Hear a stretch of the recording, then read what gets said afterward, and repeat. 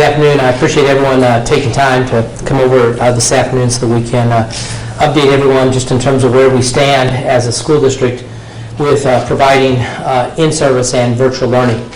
Today we had school, and that's really important, and I'm very proud of what got accomplished today. We had roughly 91% of our staff in attendance today. Now, put that into context.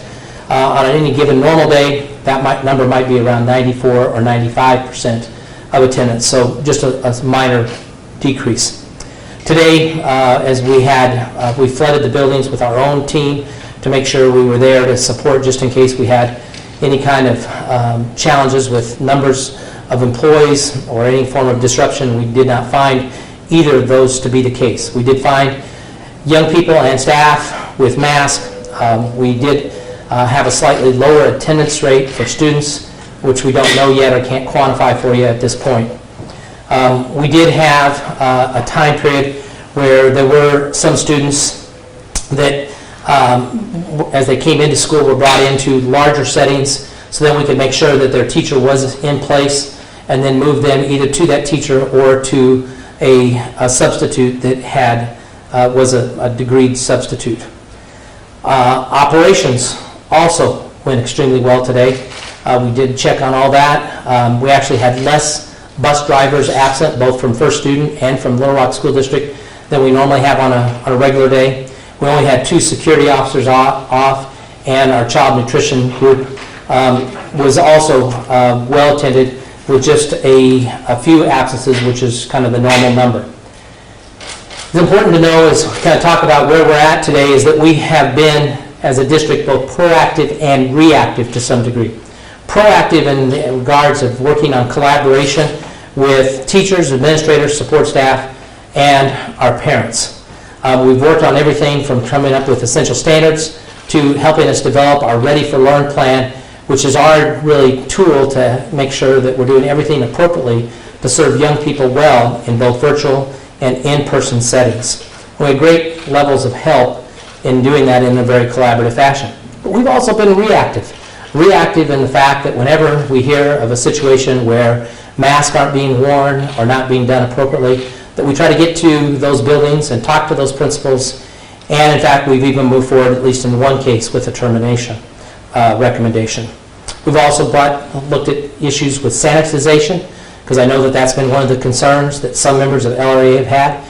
And so our issues with sanitization, we try to do that on a regular basis of checking on that proactively just within our own group. But whenever we get a concern, we also go and look into that. I personally have done that now in 2 of the buildings that have come up with concerns, just to double check, to make sure with my own eyes, to see whether or not we're upholding that standard of doing the good things with sanitization. And in fact, what I would tell you is I honor our custodial crews for the work that they've been doing to make sure that they do everything possible to keep the buildings clean. I've never seen our custodial group be more proactive, more visible, and working harder to make sure everything's done appropriately. I also want to tell you that we're reactive when it comes to our point of contact team, our POC. Point of contact reaction is what happens when you find out about a positive case. And how do you then go about working to quarantine individuals, or how we go about determining the contact tracing that needs to take place with a positive case. We've also tried to be reactive and being able to then share out with everyone the numbers that we have on any given day, so that everyone is very clear in terms of the understanding of how many students and staff have tested positive as well as quarantined. And at the end of the week, we also then share grand totals. We've been, finally, I want to come back to being proactive.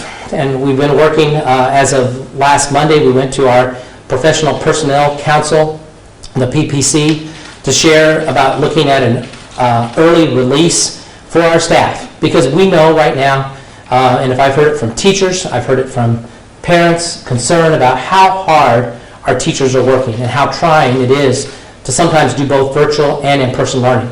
And I can't agree more. That's why last Wednesday we had an entire day off. Every month we have that set up, but now we also are planning for once a week of coming forward with a plan that will allow for an early release. We're still trying to gather feedback on that, not only from our teachers and our classified employees through the PPC groups, but also than with parent groups that participated in our focus sessions clear back in the summer. I'm disappointed by the steps of some of our Little Rock Education Association members. It came to my attention actually today for the first time that they had a vote that took place on Thursday. Did not know that. Yesterday I found out that there was a plan to move forward in terms of not coming to in-person work and to work from their home and doing a virtual setting. That tells you that this started on Thursday in terms of some sort of thought process of an action that was going to be taken. Words were used by the Teacher Association to have what they called institutional discipline. They used that wording as early as Thursday to try to tell everyone to be quiet about this and not share it, which puts us all in a very difficult situation to try to react to it in any form or fashion. And also to have our parents and our students aware of what was going on. Obviously, we found out about it yesterday, and then we sent out our letter to make sure everyone understood what we were dealing with and the fact that we would have school today on the 28th. And as I shared, today was a success. Some of the letters that came in to principals, because that's how they determined or how they shared their job action, as they called it, to be able to say that they were just going to teach virtually. That some of those letters did not come in until well after 10 p.m. last night, which didn't give any kind of reaction for a principal to deal with it in terms of getting the appropriate level of support. I have personally given numerous reminders to staff. That happened last year when we went through our challenges. I gave a reminder to staff on August 19th of potential job discipline if things were not handled appropriately. And even in the LREA letter that was sent out yesterday, it shares that by taking this form of action, they know that the employees may be terminated. I'm here to share that today we had 69 staff members who submitted and now will face a personnel consequence for their actions. And we will move forward on making sure that we have all that appropriate information, have all the appropriate people who did submit those letters so that appropriate discipline will occur for those 69 individuals. But there will be a form of discipline, and that we will be working on over the course of the rest of the day. Two things that I think you as media members may find helpful that Ms. Smith will provide. It'll probably be almost 3 o'clock before we can get to it. One is that on the 27th, LREA just yesterday shared out information that had numerous bullet points of things that they shared that they felt were potentially unsafe or were challenges. The district will have responses for all of those items. Those are being worked on right now in terms of getting a final draft so that we can have that to you by 3 o'clock so that you can use it for your media. Additionally, we will provide you the spreadsheet of all the information of the number of staff who were out yesterday, or out today, excuse me, so that you'll have that. It will be broke down by building so that you can see it. So with that, I will try to address as many questions as I can with the time we have left. For the teachers that did submit the letters and participated in this action, were they allowed to teach virtually today? We did not, in my eyes, have them doing teaching because they weren't there to help teach the in-person learner. So they may have interacted, it is possible, with their virtual learners, but of course they weren't able to help and support their in-person learners. Could you give a rough estimate about how many people call in sick on a normal day? That's a great question. We have, first off, about 1,850 teachers that are a part. That's a ballpark number.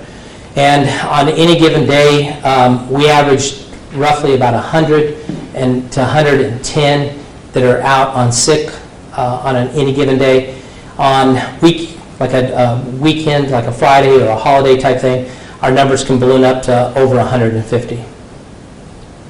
When you look at the numbers of teachers that were absent today and the membership of the LREA, what do those numbers tell you? Well, when you look at, first off, that LREA's overall membership historically has been for teachers at approximately 60%. The number of employees at the classified group, custodians, secretaries, is a smaller number, about 40%. So if you start with that classified group, it doesn't look like it had any impact on the classified employees. The classified employees showed up to work today. For teachers, the number of 66 versus, if you go 1850 and then you divide that, and even if you just do easy math of, half, you're looking at 950, and it's really more than that. It's got to be over 1,000 that are association members.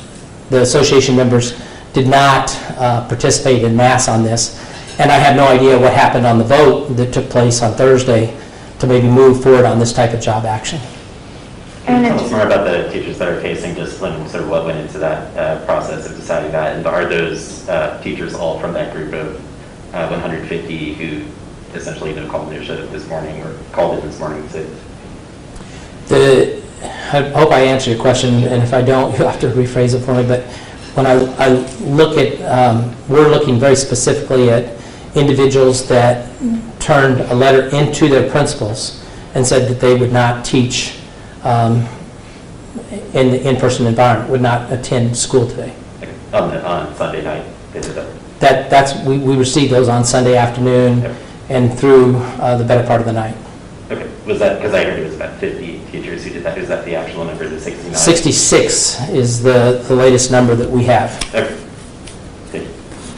In terms of substitutes, do you feel like you had enough preparation? I stand corrected, it's 69, I apologize. You listen better to me, I I'm apologize. sorry. In terms of substitutes, you feel like you were prepared, had enough substitutes in place to be able to fill that need?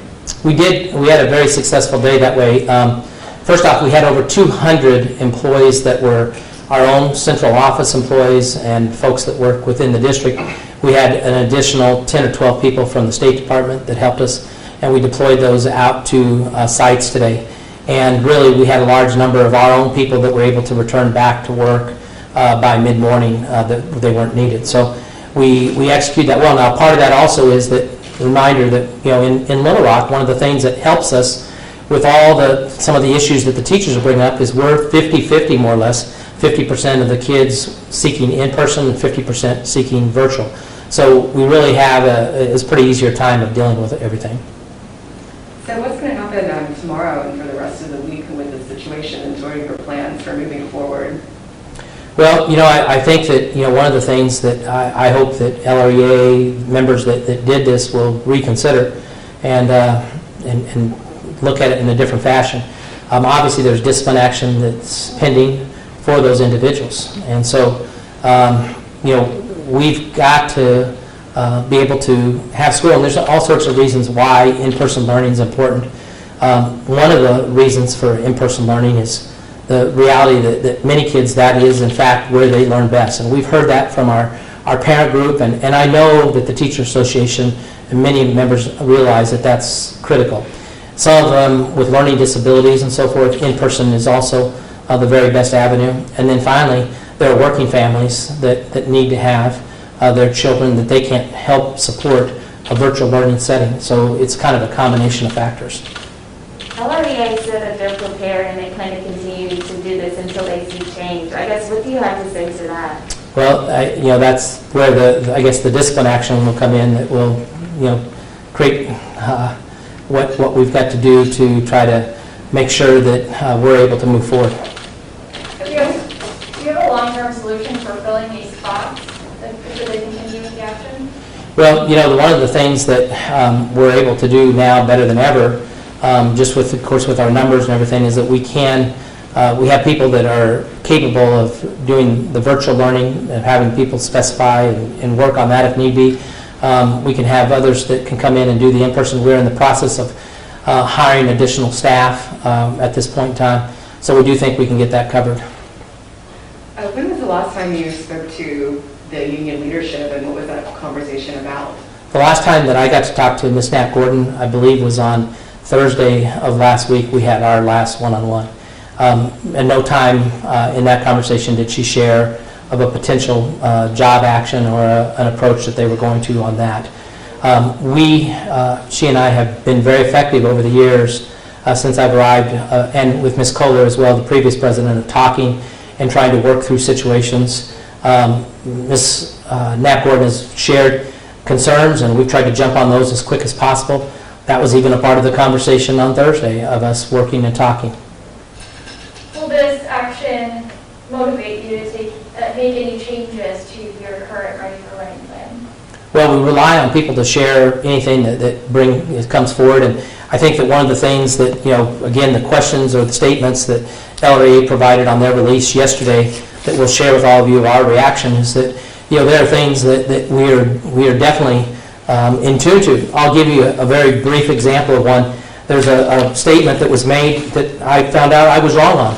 And the statement was, students in quarantine schools are being allowed to transfer and attend another school while under quarantine orders. So my first thought when I read that, my words exactly said, no way. There's no way that happened. But guess what? When I looked into it, I found out we did have one example that did occur. Now that will not happen again. Okay, that should not ever happen. That should not have taken place. So we are not perfect as a school district in terms of executing every nuance. But I do believe we have people putting their best foot forward day in and day out and trying hard. We've had great support from our parents. I never would have envisioned that masks would have gone so well. I know that Teacher Association has brought that up as a concern, that there's not fidelity in terms of wearing masks. But I can tell you, when I go into those schools and I've walked around, or any of my directors have walked around, we're seeing that compliance. I give parents a great deal of credit because parents obviously have shared the importance of the mask, not only in terms of the health concern, but even in terms of the fact of how it ends up supporting school having longevity of being in place for a longer period of time. So do we have it every day? Every kid is wearing this, or every staff member? No, but when it's not happening, we address it. We have over 3 million masks that we've ordered. So if somebody forgets a mask or has a mask that doesn't look clean, that a student brings in one that maybe is old, we have a mask to provide that young person. And just to clarify, I think you said 91% of faculty or staff was present today. Is there sort of a broader breakdown of that? I know you were going to send out figures this afternoon, but is that like everyone basically ranging from janitorial staff to teachers, or is there anyone in a school site that would be reflective of that number? Okay, and so that would include like teachers basically showing up to teach in classroom for in-person students, and then also for students who are opting to go virtual. You'll see a breakdown of certified teachers and of classified staff. Okay. And that's how it will be broke down. Okay, great. Last question. Any takers? For those teachers that participated and didn't come into school, why not let them teach virtually? Why not find a place for them to teach virtually exclusively? Well, first off, if you go look at it, in the state, I don't believe that that's happening in any place other than if you had to quarantine a whole school, and we've had to go do that as well for short spans of time. And again, it comes back to the reality that we want teachers to work and collaborate together. They can do that better in a school environment. We want to provide in-person learning. We've got to do that. We've got a 50-50 breakdown. And so that's really the critical reason of why we're doing it. And if you look at our overall numbers of where we're at in terms of how many people are being impacted, we're in a pretty good place in terms of how our numbers are playing out. So whether it's in comparison to other school districts or just looking at where we're at as a school district as a whole. Thank you all. Thank you.